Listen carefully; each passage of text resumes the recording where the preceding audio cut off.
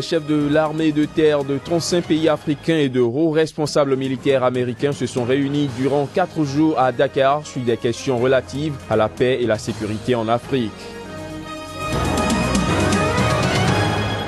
En Afrique du Sud, où l'ouverture de la session parlementaire a tourné hier à la bagarre lorsque l'opposition a interrompu pendant 1 heure le discours sur l'état de la nation du président Jacob Zuma. Au Kenya, le gouvernement dénonce le dopage dans l'athlétisme. Il prévient que les Kenyans qui seraient coupables de dopage auront leur place dans la poubelle de l'histoire.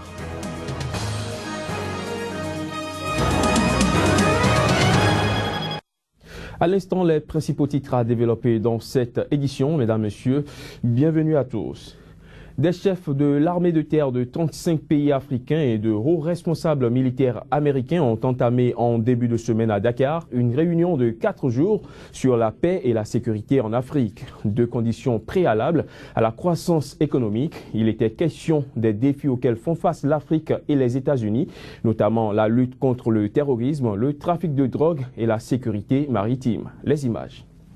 La rencontre se tient sur fond d'inquiétude pour la stabilité du continent, avec les massacres de Boko Haram ayant conduit au report des élections prévues le 14 février au Nigeria, les violences interethniques au Soudan du Sud et les séquelles de guerre civile en République centrafricaine.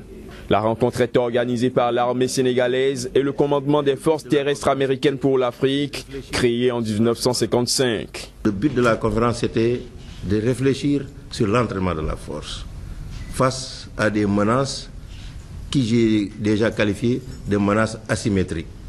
Il ne s'agit pas de cibler un groupe quelconque, on les classe suivant la nature de la menace. Par conséquent, au niveau des dirigeants des armées de terre, nous avons eu à réfléchir sur des stratégies. La stratégie, elle est globale. Elle n'est pas focalisée sur seulement un groupe. Si on parle de Boko Haram aujourd'hui, on peut parler des groupes qui sont au niveau du Nord Mali. Mais tout cet ensemble, qui ne sont pas des menaces comme celles qui sont traditionnelles, à savoir une guerre entre 2 pays, c'est des menaces asymétriques qui sont prises en compte effectivement dans la réflexion.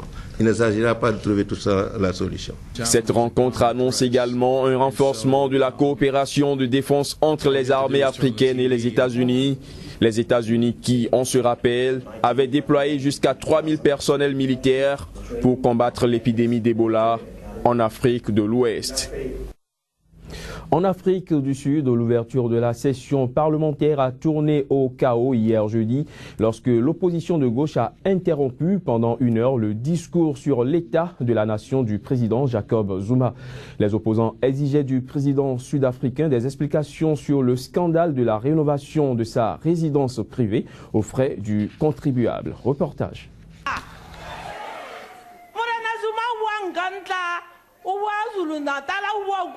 Les députés des FFF, les combattants de la liberté économique menés par le tribun populiste Julius Malema, ont été les premiers à provoquer un désordre au sein de l'hémicycle sud-africain. Après avoir laissé parler le président Jacob Zuma quelques instants, les députés des FFF ont commencé à prendre la parole un à un pour demander au président de rembourser l'argent public dépensé pour la rénovation de sa résidence personnelle.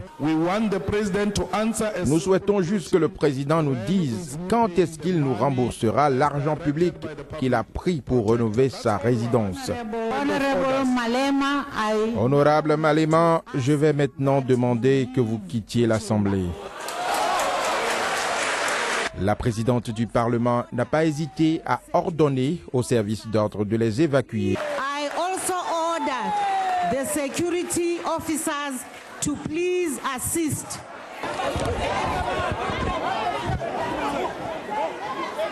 Members of the NCOP, take your seats. Take your seats. Peu après, ce sont les députés du principal parti d'opposition, l'Alliance démocratique, qui ont quitté l'hémicycle en signe de protestation contre l'intrusion des forces de police dans le Parlement. Le président Jacob Zuma a finalement prononcé son discours avec plus d'1 heure de retard devant les seuls députés de l'African National Congress, l'ANC. L'ensemble des incidents a été retransmis en direct par les chaînes de télévision.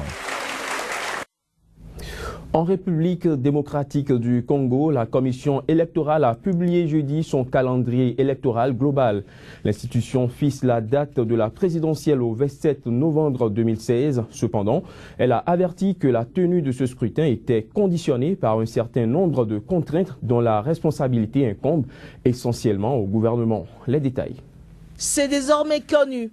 La présidentielle en RDC se tiendra le 27 novembre 2016 au dire de la Commission électorale nationale indépendante. Selon la constitution congolaise, le chef de l'État Joseph Kabila n'a plus le droit de se présenter. Ce scrutin, comme annoncé par le rapporteur de la CENI, doit avoir lieu le même jour que les élections législatives. Le 27 novembre 2016, jour des scrutins combinés présidentiel et législatif, ouverture des bureaux de vote et de dépouillement, déroulement du vote et de dépouillement. Le 17 décembre 2016, publication des résultats définitifs de l'élection présidentielle. Le 20 décembre 2016, prestation de serment du président élu. Le calendrier électoral dévoilé porte sur l'organisation des élections locales et provinciales devant avoir lieu au scrutin direct en octobre 2015, ainsi que sur les sénatoriales devant avoir lieu au scrutin indirect en janvier 2016 jusqu'à la présidentielle. Cette publication est une réponse à la communauté internationale qui demandait depuis de longs mois cet échéancier pour décider du soutien financier qu'elle pourrait apporter au processus électoral congolais. Dans le cadre de la présidentielle et des législatives, la Commission a fait part d'un certain nombre de contraintes, dont l'exécution du plan de décaissement des fonds nécessaires à l'organisation des scrutins, la mise à jour du fichier électoral ou encore le vote et la promulgation du projet de loi portant répartition des sièges des députés sur le territoire national. Soulignant que l'opposition soupçonne le pouvoir de vouloir gagner du temps pour asseoir une stratégie pouvant lui permettre de retarder la présidentielle et de rester au pouvoir au-delà du terme de son mandat. Kabila, président depuis 2011, a promulgué jeudi dernier la nouvelle loi électorale. Rappelons que l'examen de cette loi au Parlement en janvier avait entraîné de graves troubles dans la capitale et dans plusieurs villes de province. Quelques informations en bref à présent. Des combattants islamistes de Boko Haram utilisant des bateaux pour traverser le lac Tchad à partir du Nigeria ont lancé vendredi leur première attaque au Tchad, faisant au moins 5 morts à Ngouboua, la rive tchadienne du lac. Les islamistes arrivés de Baga, la rive nigériane du lac, ont attaqué à la fois le village et un camp militaire. Au moins 4 civils et 1 militaire ont été tués, alors que l'assaut a été repoussé selon une source sécuritaire. Et puis au Burkina Faso, une semaine après la grogne du régiment de sécurité présidentielle, le président burkinabé Michel Kafando a réagi, louant le sens de responsabilité de tous les protagonistes. Il affirme que la situation aurait pu déboucher sur des conséquences désastreuses pour le Burkina Faso. Pour le président de la transition, cette crise aura révélé au monde le refus du peuple de se laisser caporaliser, de se laisser imposer un dictat par une fraction de l'armée. Michel Kafando dit attendre d'ici 3 mois un plan de réforme de la garde présidentielle. Dopage dans l'athlétisme, le ministre des Sports du Kenya a dénoncé le phénomène ce vendredi lors d'un séminaire à Nairobi. Il a par la même occasion prévenu que les Kenyans qui d'aventure seraient coupables de dopage avaient leur place dans la poubelle de l'histoire. Les images. La crise dans le monde du sport kényan est due à la disgrâce du marathonien Rita Jepto, vainqueur du 2 temps de Chicago et Boston. L'athlète a été prise en flagrant délit d'utilisation du médicament stimulant OEB. Hassan Wario Arero, ministre des Sports, a bien averti que les athlètes concernés par le dopage seront frappés par la loi, ce qui permettra de réparer la réputation de légendaires coureurs de fond du Kenya. Il n'y a aucune meilleure publicité pour la gloire et la grandeur du Kenya qu'une médaille d'or aux Jeux Olympiques ou aux Championnats du monde d'athlétisme. Faut-il donc annuler tout cela à cause d'un appât du gain? Nous ne ferons jamais cela. En tant que pays, nous sommes très concernés par la honte que nous portent ceux qui se dopent, ceux qui trichent pour arriver sur le podium. Vous n'avez pas votre place ici. Votre place est dans la poubelle de l'histoire. By those few people who are doping, who are trying to cheat their way to the podium. You don't belong there. You belong in the dustbin of history. Ainsi parlait le ministre à Nairobi lors d'un séminaire spécial antidopage initié par l'Association internationale des fédérations d'athlétisme avec l'instance dirigeante de l'athlétisme au Kenya. Plus de 35 athlètes du Kenya ont été suspendus au cours des 2 dernières années pour dopage. Je travaille ici depuis 30 ans et je ne peux pas comprendre qu'on puisse se mettre à se doper dans un pays comme le Kenya. Il y a toujours eu des athlètes fantastiques. Il y aura toujours de très bons athlètes. Pourquoi faites-vous cette connerie? Parce que les gens sont avides et recherchent l'argent. L'occasion était propice pour jeter quelques pierres dans le jardin des dirigeants du sport kényan. Ces derniers ont été accusés d'inaction sur la question du dopage. Ce phénomène jette de l'opprobre sur les records et les réalisations médaillées des coureurs de ce pays. Les agents étrangers malhonnêtes, les gestionnaires ainsi que les encadreurs des coureurs accusés de corruption ont également été blâmés. Nous ne pouvons pas laisser plus longtemps ce fléau du dopage faire du tort à l'athlétisme au Kenya. Et nous ne faisons rien. Nous suspendons simplement les athlètes. Qu'en est-il des vrais responsables?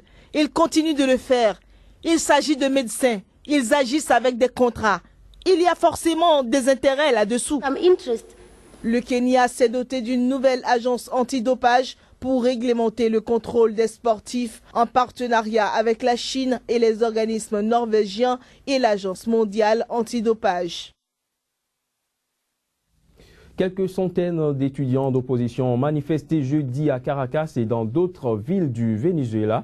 Des incidents ont été enregistrés à cette manifestation qui se tenait 1 an après le déclenchement d'un vaste mouvement contre le gouvernement du président Nicolás Maduro. Reportage.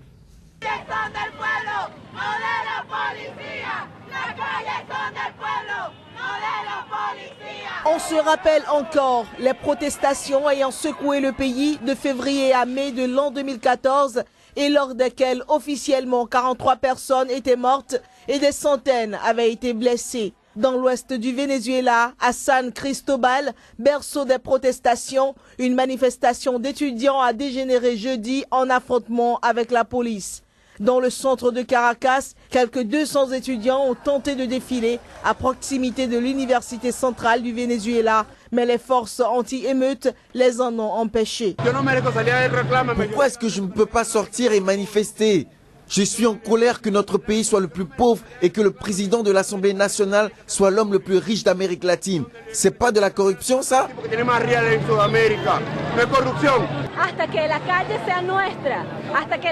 Nous manifesterons jusqu'à ce que la rue soit à nous, jusqu'à ce qu'on puisse trouver des médicaments, qu'on n'ait plus à faire la queue pour acheter des couches ou du lait, jusqu'à ce qu'on puisse vivre en paix, comme avant.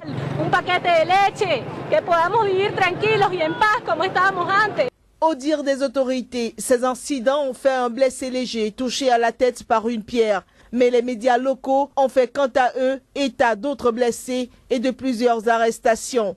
5 stations de métro sur le parcours des manifestations ont été fermées sur ordre du gouvernement.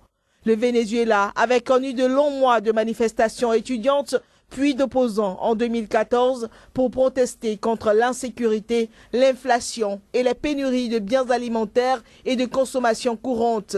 Le 18 février, l'opposition célébrera le 1er anniversaire de l'incarcération du fondateur du parti Voluntad Popular, l'opposant radical Leopoldo López. Fin de cette édition, mesdames, messieurs, merci de nous avoir suivis.